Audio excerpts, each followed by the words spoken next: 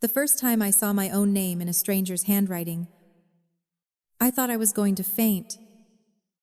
Not because the name was unusual. It wasn't. Not because it was on anything dramatic. No police report. No funeral register. No hospital bracelet. It was on a florist's invoice. Cream paper. Elegant script. A venue address in Savannah. And the signature at the bottom said, in a hand I knew better than my own reflection. Evan Hart. My name? My exact name. Signed by someone who was not me.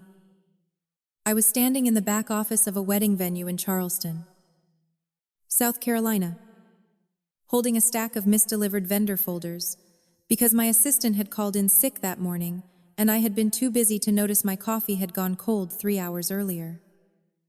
The room smelled like printer toner, eucalyptus stems, and the faint sugary remains of a cake tasting from the afternoon before. The fan overhead clicked every few turns. Outside the half-open door, someone was discussing linen colors. Inside my chest, something old and buried lifted its head. Because there are names strangers can borrow. And then there are names that belong to women who were raised beside you, envied you, watched you, and learned exactly how to wear your face before they learned how to carry their own. My name is Evelyn Hart, the woman who had signed that florist invoice using my name, my old style. And enough of my history to make my skin go cold was my twin sister, Caroline. And by the time I understood how much of my life she had actually taken, she had been living inside a stolen version of it for almost 3 years. If this story reaches into something real in you, subscribe now. Some betrayals do not begin with hatred. They begin with imitation that is praised too early and corrected too late. I was born 11 minutes before Caroline in a private hospital just outside Wilmington, North Carolina. On a humid August morning, my mother liked to describe as dramatic because one of us arrived crying and the other arrived watching. In family mythology, I was the emotional twin. Caroline was the composed one. That was the first lie. Not because I was emotional, because Caroline was never composed. She was observant. And observant children are often mistaken for calm when what they really are is strategic. We grew up in a pale brick house with white columns, dark green shutters, and a mother who believed identical daughters were a form of public theater if dressed correctly. Our father, Thomas Hart, owned 2 luxury car dealerships and spoke about reputation, the way priests speak about sin. Our mother, Vivienne, chaired galas, judged women by table settings, and treated family life as something best arranged before guests arrived. Twins delighted her, not as children, as presentation. Matching velvet dresses at Christmas, monogrammed book bags, white patent shoes, photographs for charity newsletters. People loved us, or thought they did. What they actually loved was symmetry. 2 little girls with the same red gold hair, the same pale skin, the same gray-green eyes, standing side by side like a trick of nature, refined by money. But twins are only identical to strangers. Inside a family, differences harden quickly. I was softer-faced, more open, too honest too early. I cried when I was hurt, laughed too loud when something was actually funny. Preferred books, lists, music, and structure. Caroline learned faster. Faces, tone, Timing. What adults rewarded? What made them laugh? What made them uncomfortable? What version of herself felt most useful in a room? By age 7, she could mimic my voice well enough to confuse our piano teacher on the phone. By 9, she was signing my initials on school forms when she forgot homework. By 11, she could copy my handwriting closely enough that teachers only noticed if they were paying special attention to pressure points on the page. Everyone called it a twin thing. A game. A party trick. My father loved telling people. Sometimes even I can't tell them apart. That line always got a laugh. It should have scared him. But adults only fear deception when it threatens them directly. Before that, they call it charm.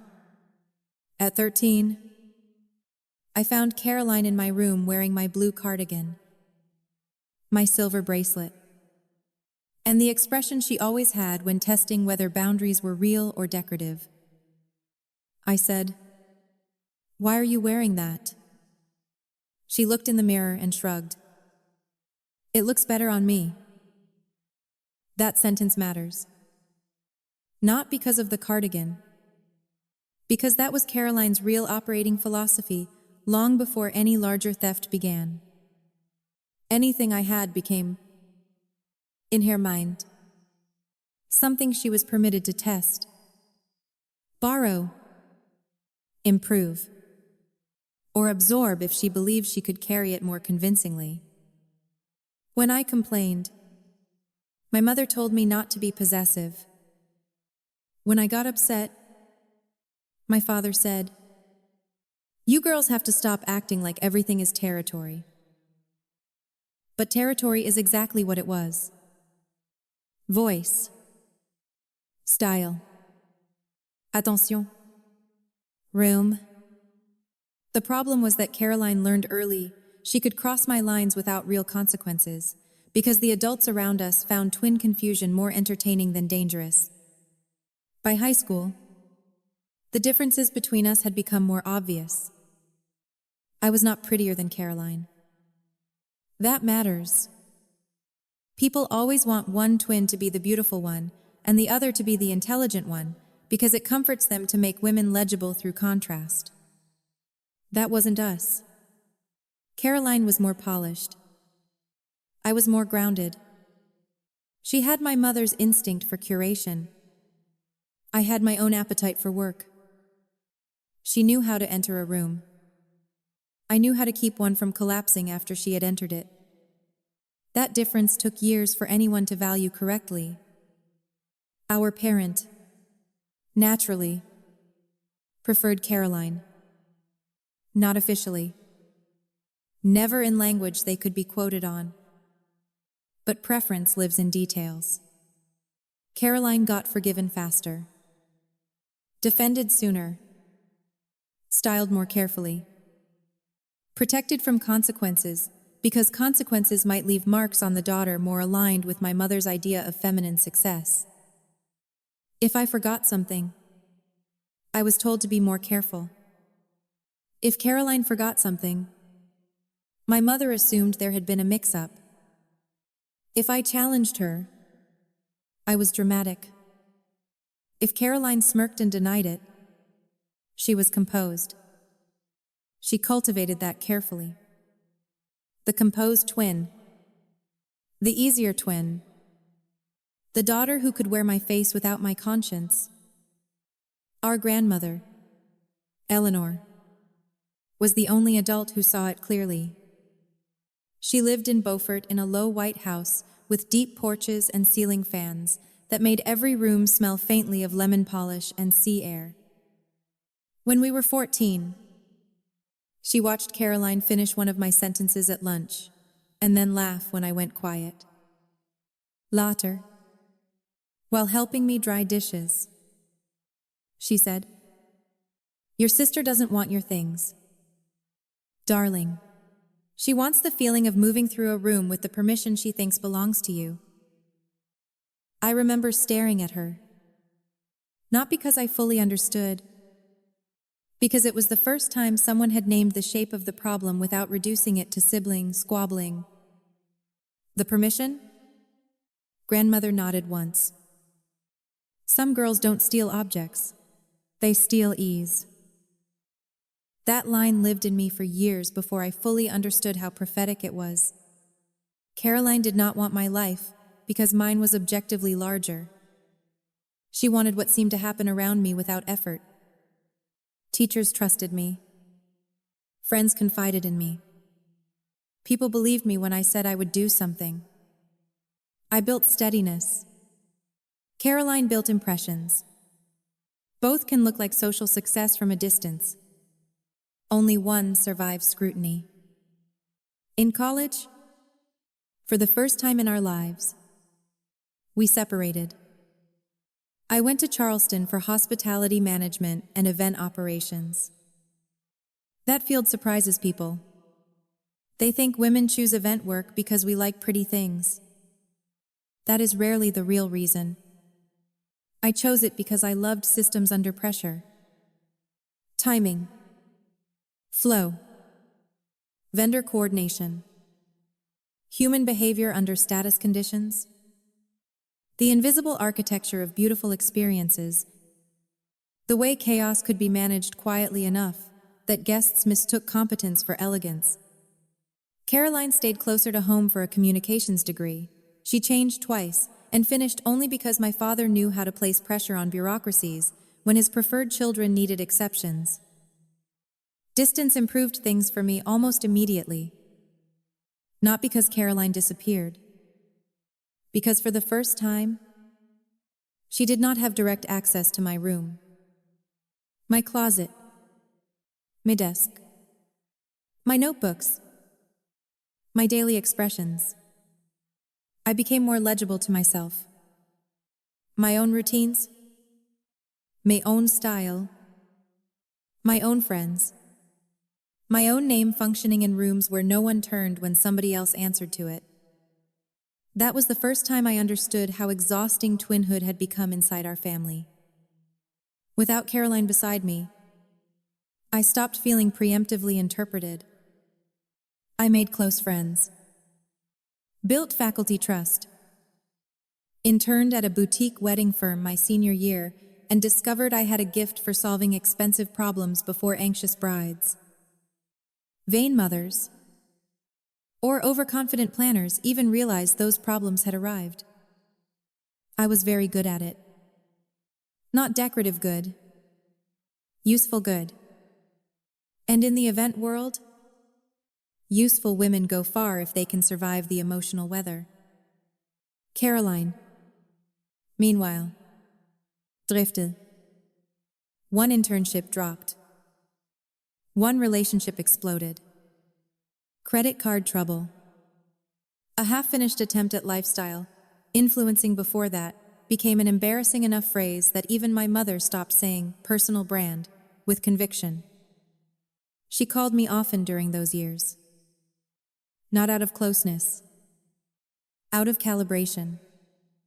How are you? Who are you working for? What kind of clients? Who owns the company? Are they connected? How much do planners really make? She asked those questions with a sister's voice and an accountant's appetite.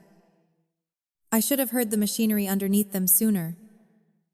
By 26, I had become operations director for a respected boutique events company in Charleston that handled luxury weddings, historic property ceremonies, political fundraisers, and the kind of discreet private dinners where old Southern money pretends not to notice newer Southern money trying too hard. I wore navy dresses, carried clipboards, solved disasters elegantly, and built a reputation for being the woman hosts wanted in the room when things were slipping. Not because I was charming, because I was calm under pressure, and people trusted that calm. Eventually, I launched my own firm. Not huge. Selective. High-end event management with strong venue relationships. corporate retreat work, and enough private clients to keep the margins healthy.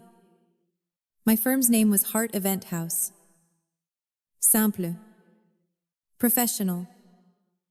My last name, used in a way that finally belonged only to me. When I told my family over dinner, my father nodded with cautious approval.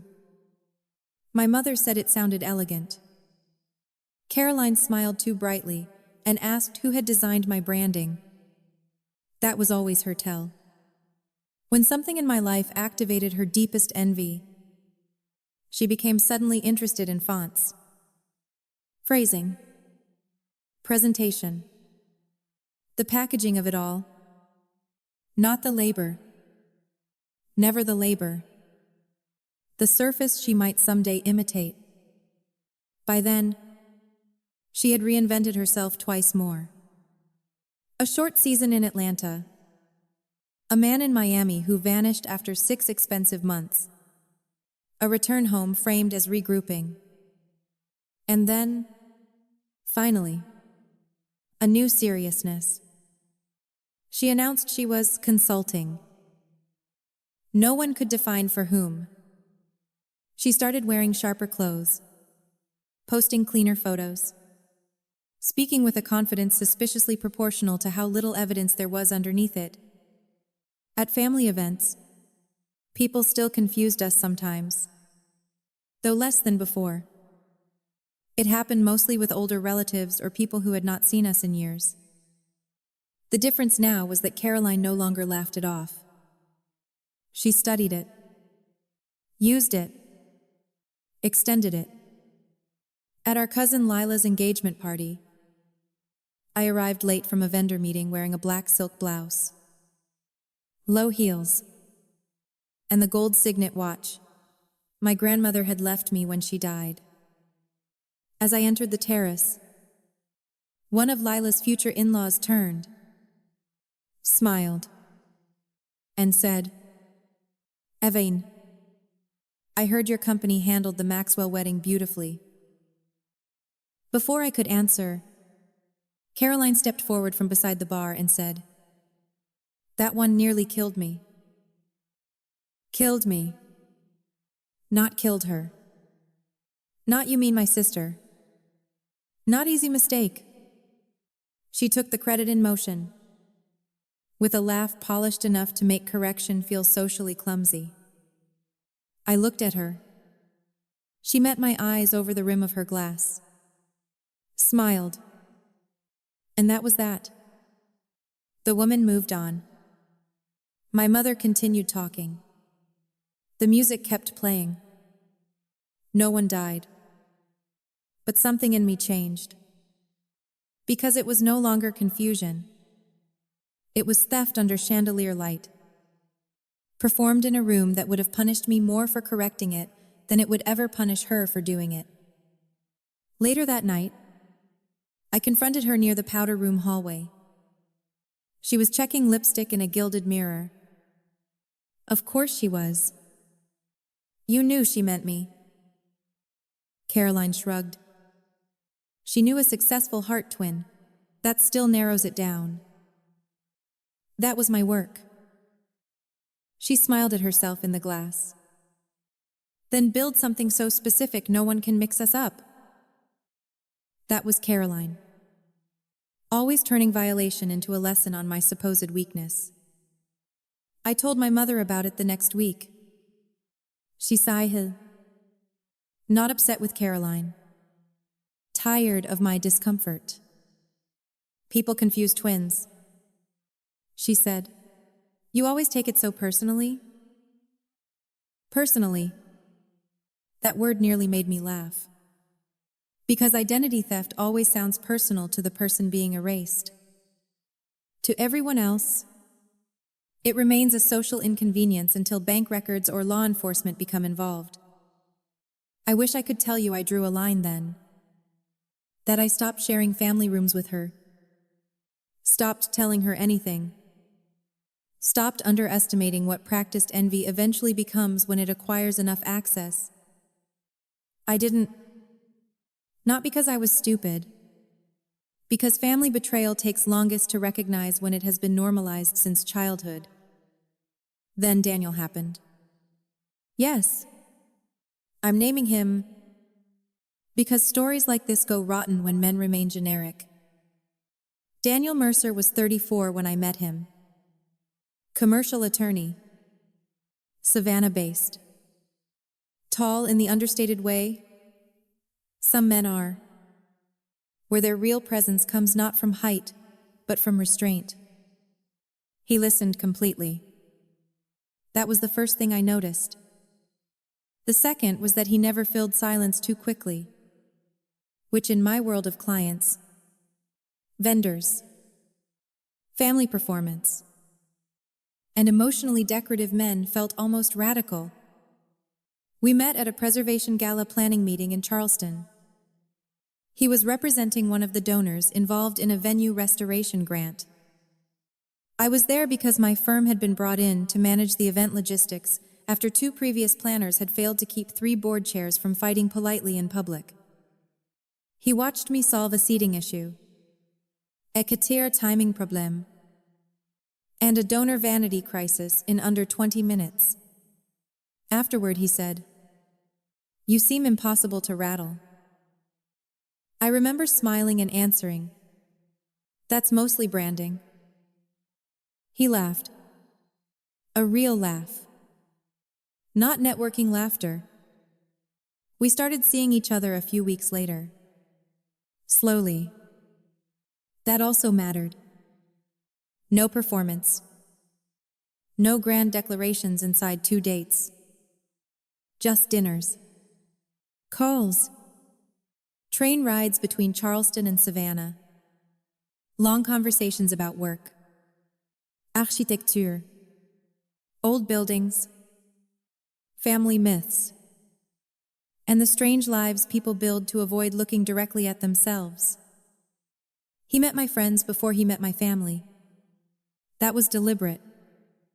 I had learned enough by then to know that some relationships deserve an environment free from inherited contamination before they are brought into old weather. When I finally introduced him at a family Christmas dinner, my mother approved instantly. Too handsome to object to. Too educated to dismiss.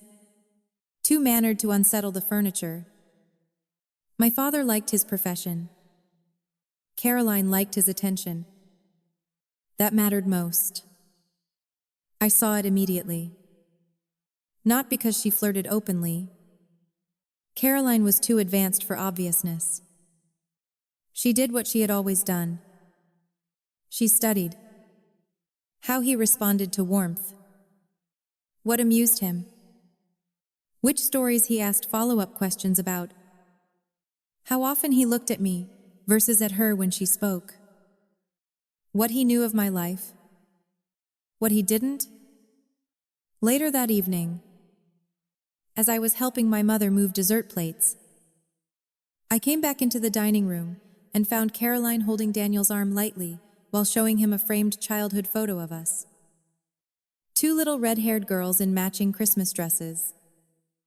He was smiling politely. She was saying, "You have no idea how often people still mix us up." She looked over at me while saying it. That look felt familiar. Not flirtation exactly. Invitation to instability. An old game upgraded for adult stakes. After that, small things began happening. Daniel would mention a story I had supposedly told him on the phone that I had not told him. A restaurant preference that was Caroline's, not mine. A memory from our childhood phrased in a way I would never phrase it. At first, I assumed ordinary confusion. Twin contamination. The kind of minor overlap that happens when families tell collective stories too often. Then, one Sunday afternoon, Daniel texted, "Still thinking about what you said this morning. I didn't realize your dad had offered to invest." I stared at the message. I had not spoken to him that morning. I had been on site at a brunch wedding since 6:30. I called immediately. He answered on the second ring. Hey, what did I say this morning? Silence. Then, slowly. What do you mean? I haven't spoken to you today. Another silence. Then he said, very carefully, I got a call from your number around 10. My stomach turned cold. What number? He read it out. Mine. My old personal line. Still active. Still mine. Or so I thought. I walked into my office bathroom, shut the door, and leaned against the sink. What did the person say? He hesitated. Then, that your father had offered to put money behind expansion if you moved to Savannah. I closed my eyes. My father had offered no such thing. And only one other person in the world knew how often I thought aloud about eventually opening a Savannah branch. Only one person had both the appetite and the audacity to use my number, my cadence, and my future, as if all three were available for testing. Did it sound like me? Another pause. Enough that I didn't question it. That answer hurt more than it should have. Not because he was foolish, because mimicry gets stronger when it is fed for years. I asked him to screenshot the call log. He did. The number was mine. Or rather, a number nearly identical to mine. One digit off. A secondary line registered through one of those cheap virtual services people use for business routing. At the time, it felt disturbing. Not yet catastrophic. I called Caroline. No answer. I texted. Nothing. That evening, she finally replied. You sound stressed. Everything okay? That message was so offensively calm, I nearly threw my phone. When I confronted her 2 days later at our parents' house, she laughed. Actually laughed. Oh my God. Evain. Are you hearing yourself?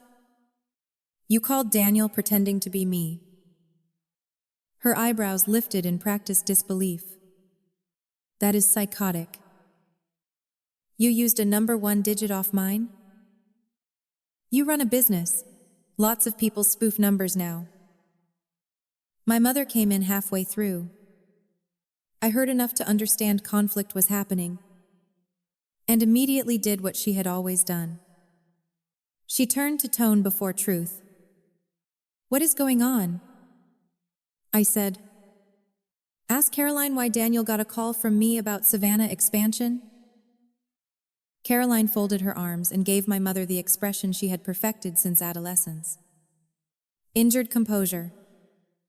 I have no idea what she's talking about. And because families like mine are built on emotional precedent, not evidence, my mother looked at me first. Not her. Me. As if anger itself made my case weaker. That was when I understood I was dangerously underprepared. Not emotionally, structurally. Because if Caroline had moved from copying my handwriting and taking social credit to using near-identical numbers and borrowed identity cues with the man I loved, then whatever came next would not be solved through confrontation in dining rooms. It would require proof. Real proof. The kind that survives my family's talent for smoothing. I began locking things down. Business accounts. Passwords.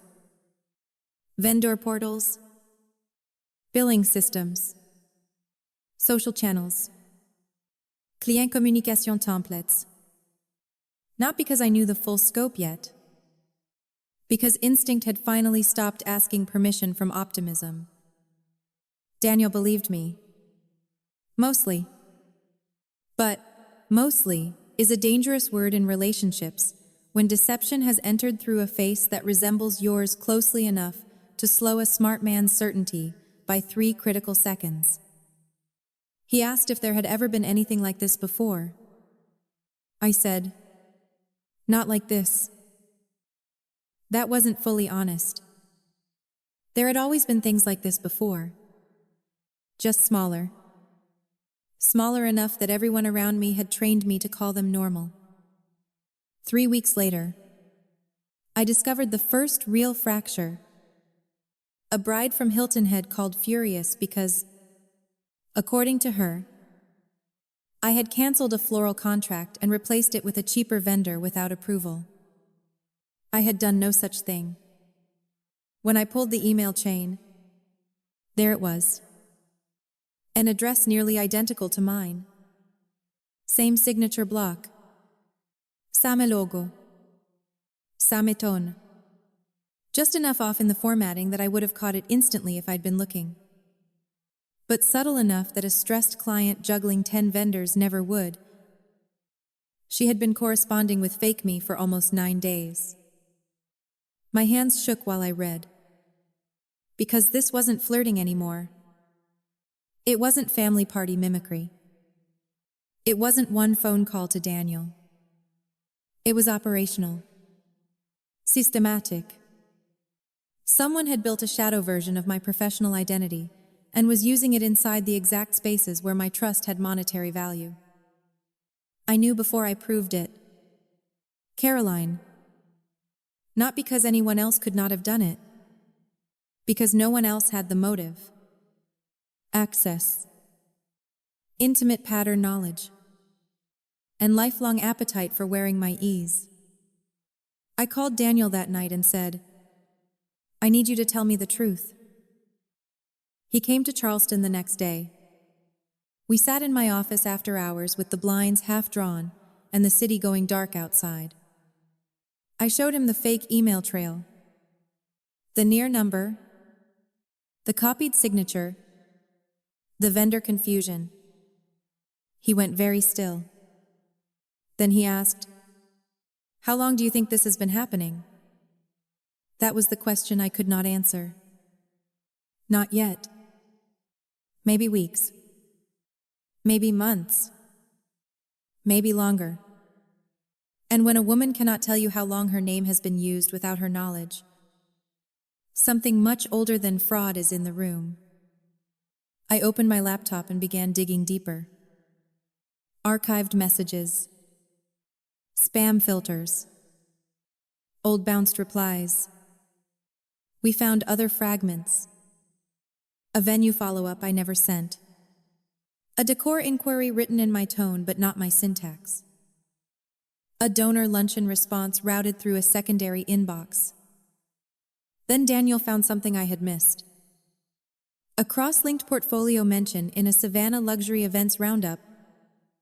It quoted Evelyn Hart as recently relocated, taking select private clients in the Savannah market. Recently relocated. I had never relocated. I clicked the citation. A polished website loaded slowly on the screen. White background. Muted gold branding. Elegant serif font. Professional photos. A smiling headshot that at first glance looked like me. Then didn't. Caroline. Wearing my hair color. My preferred navy. My grandmother's style of pearl drops. And under the image, in script so tasteful it made me feel sick, Evelyn Hart, private event strategy and luxury planning. I did not speak for several seconds. Daniel sat beside me. Silence.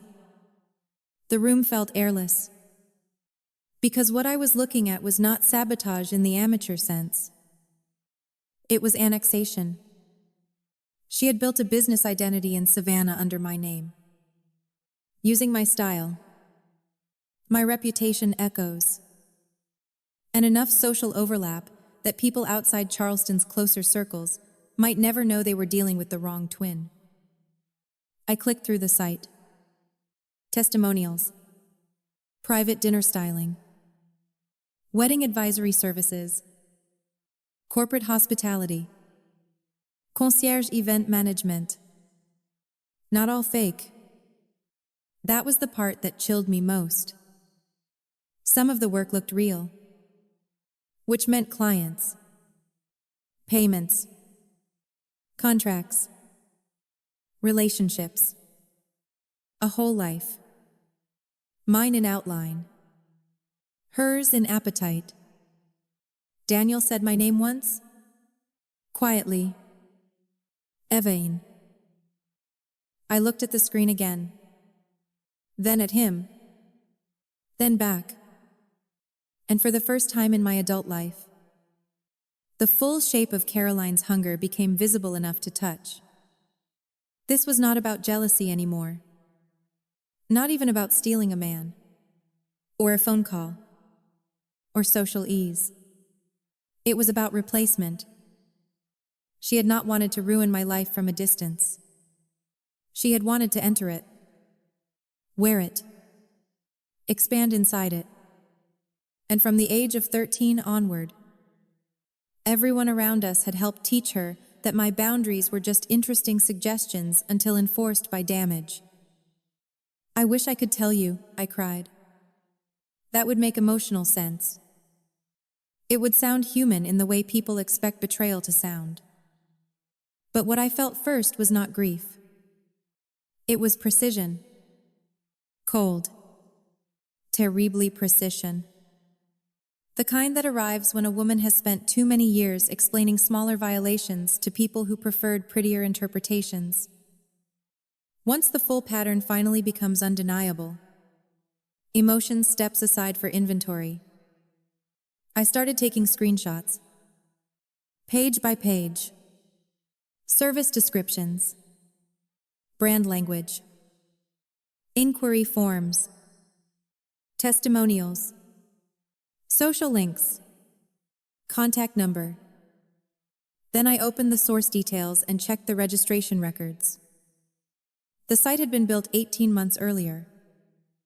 Not 3 weeks. Not 2 months. 18 months. My stomach dropped in a way that felt less like shock and more like delayed impact. Because if the website had been live that long, then the phone call to Daniel had not been the beginning. It had not even been escalation. It had just been the first moment the theft touched something I loved enough to make me stop minimizing it. Daniel watched me work in silence. Then he asked, "What do you need from me?" That question matters. Not because it was romantic. Because it was useful. Useful is what love sounds like once it has survived the age of flattering declarations. I need dates. I said, message, anything that ever felt slightly off. He nodded. We spent the next 3 hours reconstructing contact. His phone. My records. Calendar entries. Travel overlaps. Odd comments. One dinner he thought I had canceled, but I had never scheduled. One email tone he had noticed was a little more polished than usual. One voicemail he'd assumed I'd left while distracted. One donor dinner invitation I supposedly declined because I was focusing on Savannah clients. Savannah. Always Savannah. Caroline had not chosen randomly. Savannah was close enough to my real world to borrow credibility from it, but far enough to build a shadow identity where my immediate reputation would not catch the seams too quickly. That was intelligent.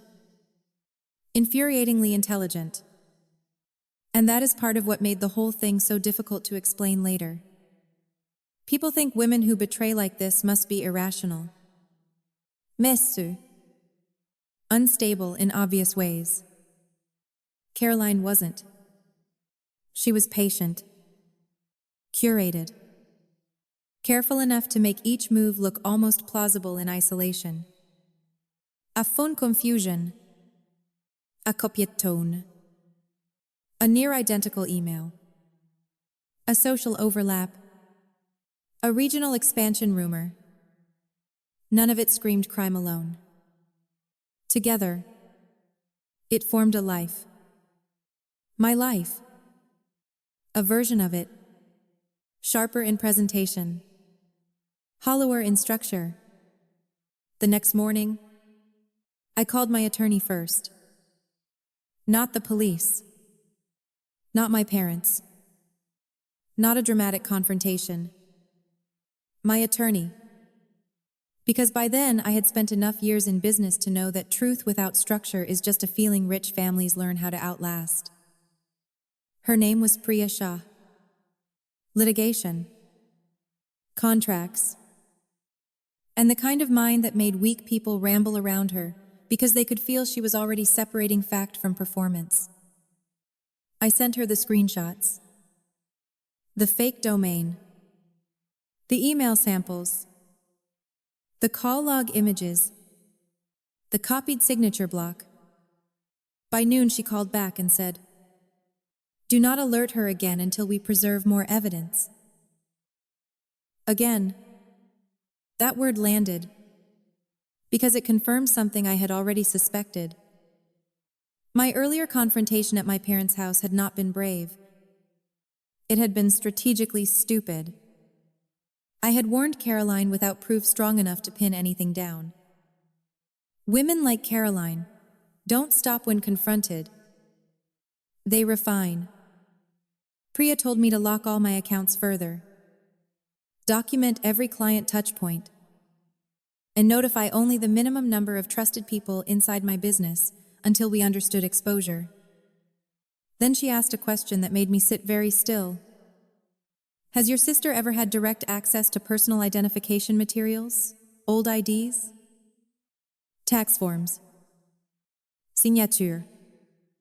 Account details? I thought of childhood bedrooms. Unlocked drawers. Shared bathrooms. Family filing cabinets. My mother's desk. Holiday addresses. Joint tax years when I was younger and still on some family paperwork. The answer was yes. Too much, yes. Not recently. Maybe. But enough historically for a determined person to build familiarity and fragments into something dangerous. That afternoon, I called my operations manager, Tessa, into the office and told her only what she needed. That someone had created a fraudulent identity using my professional information. That some clients may have received communications not sent by us. That nothing moved externally without two-person verification until further notice. Tessa stared at me and said, very slowly, "Was it someone who knows you?" I said yes. She did not ask who. Good employees recognize the difference between curiosity and usefulness. We spent the next week performing the ugliest kind of labor. Not glamorous revenge. Administrative triage. Client-by-client review. Vendor verification. Archive pulls. Invoice cross-checks. It turned out Caroline had not fully penetrated my real business systems. That mattered. She hadn't hacked me in the cinematic sense. She had cloned the outer layer. Enough to misdirect inquiries, poach opportunities, and create confusion at the edges where trust converts into revenue. A donor couple in Savannah had consulted her believing she was me. A private birthday client had paid a retainer to the fake business after seeing cross-referenced praise from Charleston circles. One small corporate retreat had used her for strategy advisory after she leveraged my real venue connections in conversation. And there, under all of it, was the most sickening detail. She had been telling people a story that she had expanded quietly out of Charleston after a painful family situation, that she preferred discretion, that she took only select clients, that she avoided social media visibility because, My twin and I have overlapping circles, and privacy keeps things cleaner. That sentence nearly made me admire her. Not morally, structurally, because it solved the obvious problem before anyone else even knew it was a problem. If someone noticed a twin resemblance or heard my name in Charleston and hers in Savannah, Caroline had already built a narrative to absorb the friction. That is what long-term mimicry does when it is finally given adult resources. It stops reacting. It starts pre-writing. Priya sent a formal preservation notice. Then another. Then a quiet complaint to the domain host. Then a cease and desist drafted with enough precision to make denial expensive if Caroline tried it. We also held the police option in reserve. Not because I was being merciful. Because once criminal allegations enter a wealthy family, the whole system shifts into reputation defense, and the truth starts getting rearranged by men in blazers who were not in the room when the first theft happened. I wanted her pinned first. Properly. With paper. With payment trails. With something my mother could not smooth into twin misunderstandings. Daniel became indispensable during that period. Again, not as Resquare, as witness. He gave a statement for the call incident, produced logs, described the voicemail inconsistencies, documented the timeline where he had believed he was dealing with me and later learned he had not been. He hated that part. Not because he looked foolish. Because decent men hate discovering the exact minute their uncertainty became useful to someone malicious. One night, while we were sorting records at my kitchen table, he said, "I keep replaying it." "The call?" He nodded. "I'm angry that I didn't know." I looked at him across the spread of papers, highlighted emails, and legal notes. "You weren't supposed to know," I said. "She trained for this longer than either of us realized." He was quiet for a moment. Then he asked, "How early did it start?" That question hurt, because the answer was now becoming clear. Not with the website, not with Daniel, not with the fake business. It had started in childhood. Only now the old party trick had reached adult stakes. That was the real violence. Not the sophistication of the fraud, the continuity of it. An entire life of small, tolerated trespasses, eventually arriving in a form large enough that no one could keep calling them quirks. The first major break came through money. Priya's investigator traced one of the Savannah client deposits, not into a business account under Evelyn Hart, into an LLC registered under Caroline Ann Bellamy. Bellamy was our maternal grandmother's maiden name. Of course it was. Caroline knew enough not to use Hart directly on the back end. Close enough to feel familial. Different enough to deny immediate intent. But once you have a deposit trail from a client who believed she was paying me into a legal entity controlled by Caroline, ambiguity begins to die. Priya called me with the update at 4:17 p.m. on a Thursday while I was standing in a venue kitchen trying to calm a pastry chef who had just learned the florist was blocking refrigeration access. I stepped outside into the alley behind the venue. The smell of trash, rain, wet brick, and cut flowers hit me all at once. "Are you sure?" I asked. "Yes," Priya said. "We are past instinct now." Past instinct. That line felt like blood returning to a limb that had gone numb. I should tell you something uncomfortable. Vindication does not always feel triumphant at first. Sometimes it feels humiliating. Because proof means you were right about something ugly. And once you are right, You lose the final protective fantasy that maybe it wasn't really happening. That night I drove to my parents' house without telling anyone first. Not because Priya recommended it. She absolutely did not. Because some truths need to hit the old architecture in person before you can continue rationally. My mother was setting the table when I walked in. Silver flatware. Candles. A ridiculous centerpiece for a meal that would have been pasta no matter how hard she staged it. She smiled automatically. Then saw my face. Evain? My father looked up from the den. Caroline was already there, sitting at the island in a cream blouse, one heel hooked beneath the stool rung, scrolling on her phone as if she had not been building a stolen life under my name for a year and a half. That image still lives in me. How ordinary she looked. That is another problem with evil in families. It rarely enters dressed for your convenience. I laid the printed deposit record on the island in front of her. She looked down, then up. Her face barely changed. What's this? My mother laughed nervously. What is going on? I said. Ask Caroline why a Savannah client who believed she was hiring Evelyn Hart paid a retainer into Caroline Bellamy LLC. Silence. Real silence. Not family silence. Not tension. Impact. My father came closer and picked up the paper. Read. Read again. Caroline reached for the page, but he did not give it back. That detail mattered more than I expected. Because for the first time in my life, he interrupted her access to the narrative before she could touch it.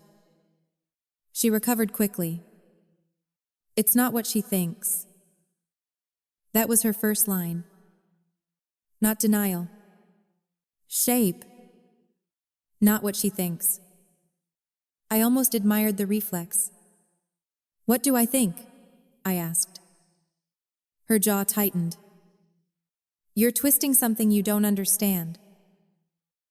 My mother turned to her. Caroline? That name in my mother's voice sounded younger than I had heard it in years. Scared. Then Caroline made the mistake that changed everything. She rolled her eyes. Tiny movement. But deadly.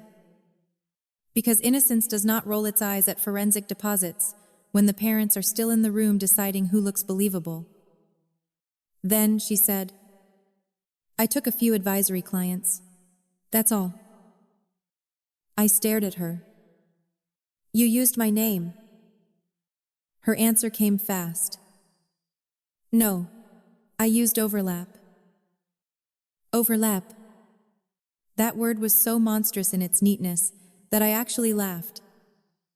Not a happy sound. Not even an angry one. Just the involuntary laugh a body makes when someone names your erasure with boardroom vocabulary. You built a website. She shrugged.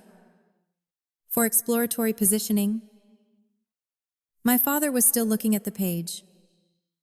Did you take money? Caroline turned toward him. Voice lower now. Smoother.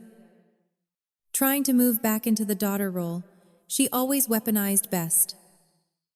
Dad, it wasn't like that. Did you take money? That was the second time in one evening he had chosen fact over atmosphere. I will never forget it. Because by then the papers were stronger than her face. Yes, she said finally, but it was consulting. For who? I asked. For clients who thought you were me? She stood then. Bad move. Rage sharpened her. I never said I was you to people who mattered. People who mattered. There are sentences that expose the whole machine in one stroke. To Caroline, clients in a secondary market did not matter enough for the theft to count fully. Or perhaps I did not. Maybe both. My mother sat down slowly at the table. The candles were still unlit. The forks still arranged perfectly. She looked between us like a woman discovering her favorite form of denial had just become too expensive to keep.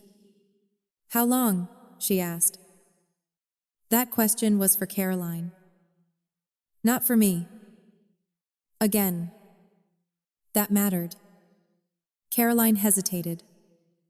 Then said, "Not that long." I said, 18 months for the site alone. My father closed his eyes once. Only once. Then asked, "Was Daniel involved in this?" I answered before she could.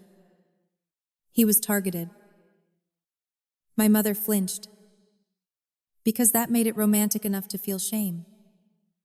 And wealthy mothers often need a relationship endangered before they can fully register a daughter's violation.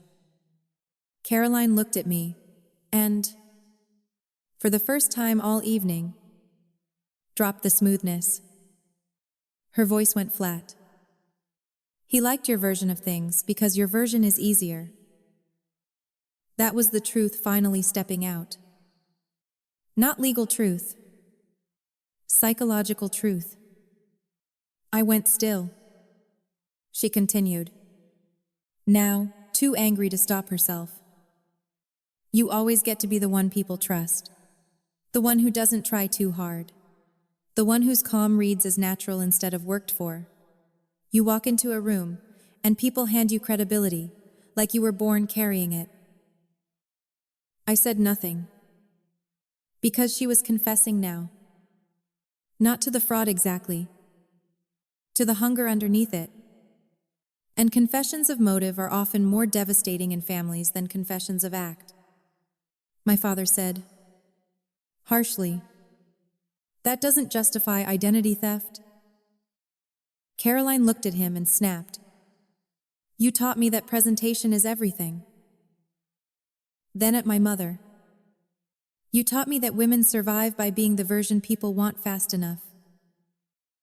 My mother recoiled as if struck. That scene is complicated in my memory. Because Caroline was guilty. Plainly. But she was not wrong about the house that built her. Families like mine hate producing women like Caroline. They just love the smaller early versions of her while those versions remain useful and socially charming. By the end of the night, Priya had advised me by phone not to discuss settlement terms there, and certainly not to sign anything informal. My father's preferred family counsel might later invent in the name of discretion. So I left. With the deposit trail. With screenshots. With the first clean crack in the family myth. And with my mother sitting at the dining table, staring at her own daughters, like she had finally understood that resemblance had never been our real danger. The legal phase was ugly in the way all legal phases are ugly. Less cinematic than people imagine. More expensive. More repetitive. More granular. There were letters. Réponse. Denials refined into partial admissions. Claims that the Savannah brand had always been inspired by family overlap. Arguments that clients were not truly misled because services had been rendered. Attempts to distinguish between likeness, name confusion, and intentional impersonation. It would almost have been impressive if it had not been so rotten. But paper has a patience, family politics lacks. Payment records. Marketing captures. Archived posts. Client statements. Domain timelines. Phone logs. And eventually the thing that broke her. A draft intake questionnaire auto-saved under Caroline's internal files, where she had copied one of my real client preference frameworks word for word. Right down to a typo I had once joked about at a family dinner years earlier. That typo was my fingerprint. My business fingerprint? A tiny one, but real. Priya held it up in mediation like a jeweler laying a diamond under light. This was not overlap. This was extraction. The mediator. A silver-haired woman, with the expression of someone who had spent 25 years watching rich people rename theft until procedure corrected them, asked Caroline directly whether she disputed creating or benefiting from a false market identity that materially traded on my name and professional reputation. Caroline said, "I dispute the framing." Even then, even with evidence stacked around her like walls, she still wanted to negotiate the moral architecture of the room. Not the act. The framing. Priya leaned forward and said, "You can dispute tone later. Right now, answer the substance." I will remember that sentence forever. Maybe because it applies to more than law. Families survive by debating tone when substance threatens hierarchy. Strong women end that game by returning the room to fact. The settlement terms were brutal enough to matter. She had to shut down the site. Transfer the domain. Cease all use of my name. Likeness-adjacent branding. Language derivatives. And business descriptors tied to my actual market identity. Disclose the fraud privately to affected clients through approved counsel. Return or disgorge certain earnings. Pay damages over time under structured terms. And, perhaps most painfully for Caroline, sign a non-disparagement and non-contact restriction around my business relationships. Not prison. Not public ruin in the tabloid sense. Something better. A narrowing. A legal fence built exactly around the appetite she had spent her life exercising too freely. She lost the Savannah life. That mattered. Not because I wanted spectacle. Because stolen ease should not remain rentable once exposed. Daniel and I survived. I should say that plainly because people always ask in one form or another. Not untouched. But stronger. Which is less romantic and more useful. He apologized once. Seriously. Months later, while we were walking along the water in Beaufort after visiting my grandmother's grave, I asked him for what? He said, "For the part of me that needed proof before I fully understood the danger." I stopped walking and looked at him. Then I said, "That part of you was trained by the same world that trained everyone else around us. I don't need you punished. I need you awake." He kissed my forehead. No grand speech. No overcorrection. Just that. Awake. That became the standard for a lot of things, after. My relationship with my parents changed too. Not all at once. And not into something sweet. My father began calling more often. Not to apologize exactly. To ask practical questions. How the legal schedule was progressing. What I needed from old records. Whether I wanted him to appear at any hearing phase. That was his language of regret. Utility. My mother's regret came slower and uglier. At first, she wanted privacy more than truth.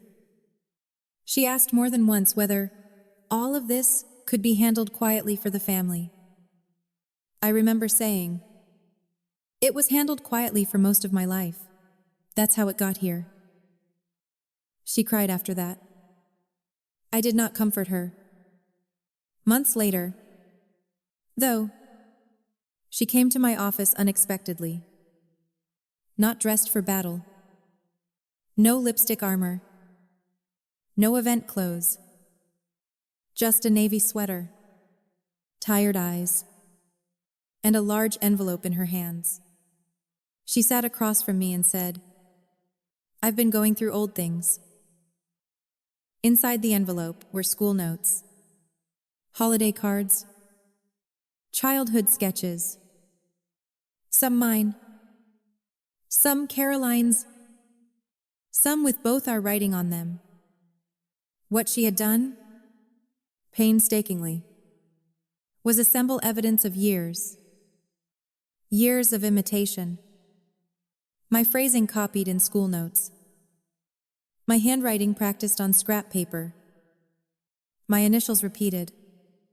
Tiny moments adults had laughed off and forgotten.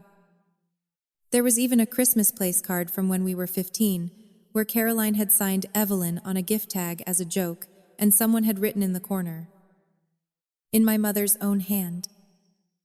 These girls, even their mischief matches. I looked at that note for a long time. Because there it was. The family record. Not hidden. Just misread for decades because reading it correctly would have required adults to admit that the charming twin act had always contained appetite, competition, and warning. My mother sat very still and said, "I think I called too much of it harmless because I liked the fantasy that my daughters were close." That may have been the most truthful sentence she had ever spoken to me. I asked, "Were we?" She looked down at her hands. "No," she said. "You were being copied?" And I kept calling it closeness because it was prettier. That was not absolution, but it was clean. And clean truth is rare enough in families that you learn not to waste it when it appears. She cried then, quietly. No performance. Just a woman finally old enough to feel the cost of what she had mistaken for elegance in her own house. I did not go to Caroline after the settlement. Not once. No dramatic sister confrontation. No final monologue in a parking lot. No slap in a courthouse corridor. Life is not television. And by then, the legal documents had said more useful things than I ever could. She moved after Savannah collapsed. I heard Atlanta. Then maybe Dallas. Then nowhere that mattered to me.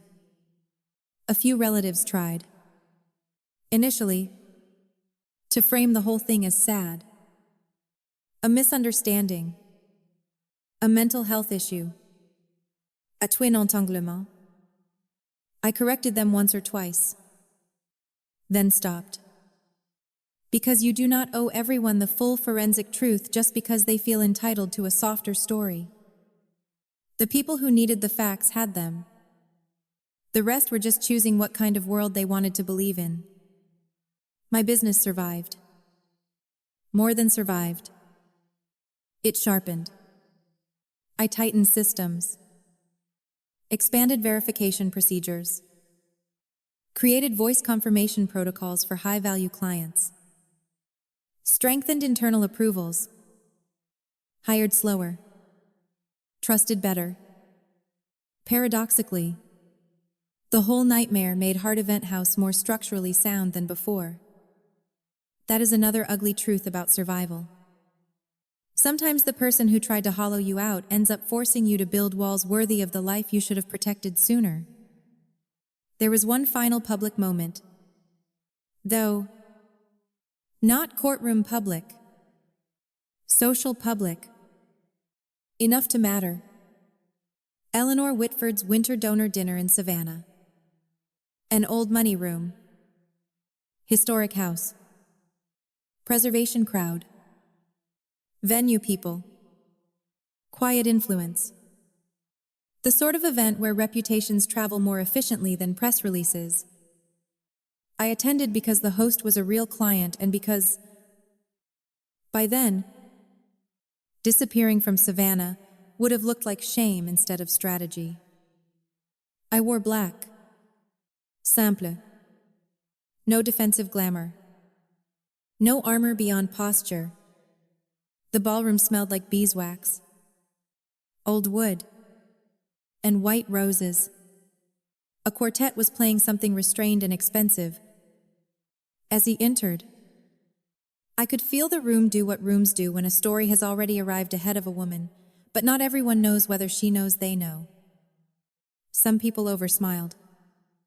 Some avoided eye contact. Some came straight to me. And then Mrs. Whitford herself crossed the floor, took both my hands, and said in a voice loud enough for the right people to hear, "My dear, I'm so glad the real Evelyn Hart is finally here." That sentence was not subtle, which is why it was perfect.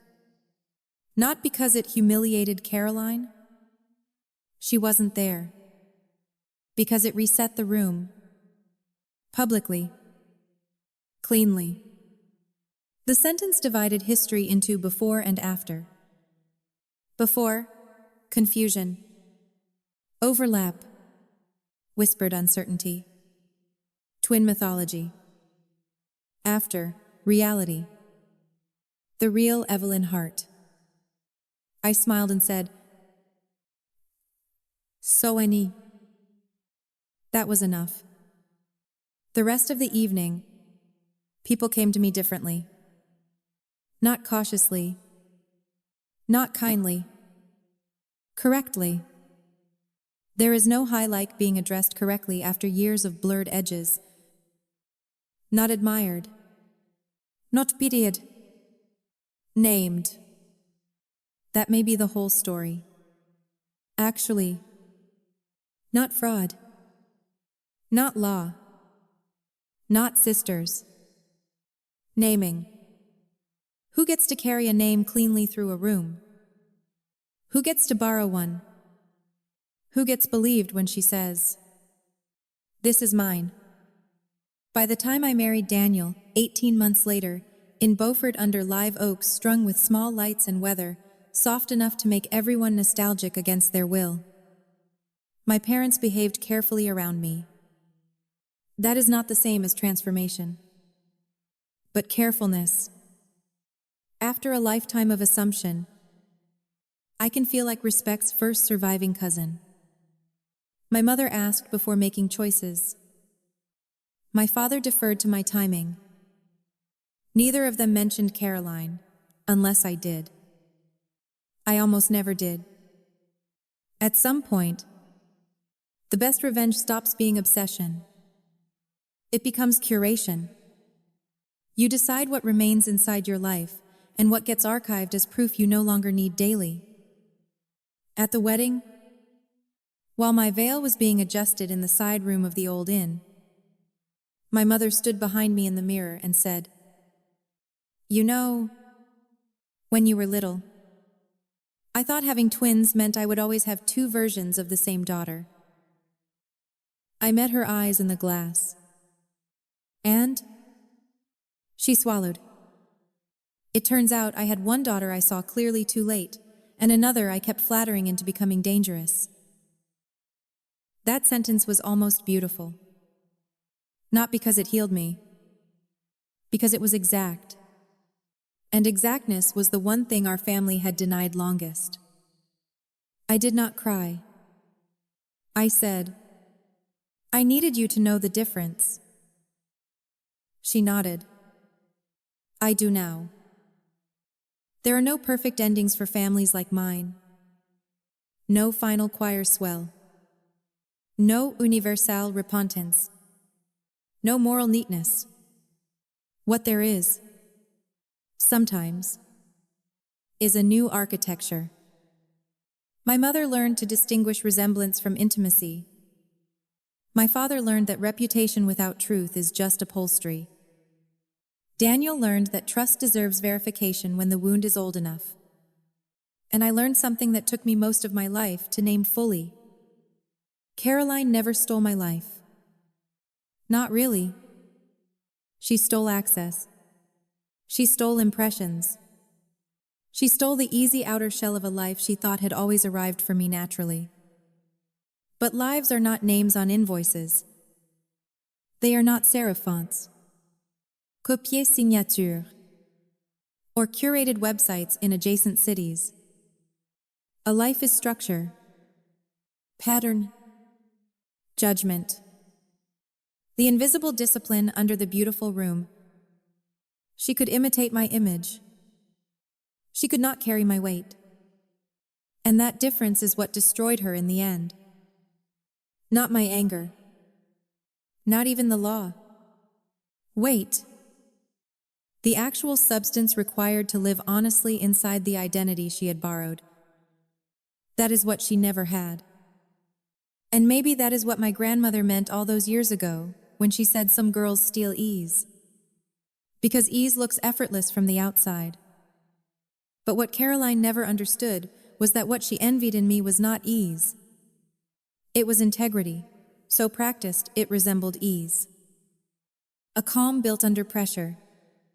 A reputation built in rooms I had actually kept from collapsing. A name that meant something because I had paid for it in consistency. You can counterfeit many things for a while. Not that. Never that.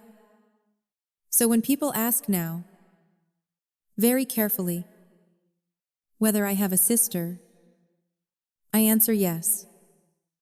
Then I stop there, unless more truth is earned.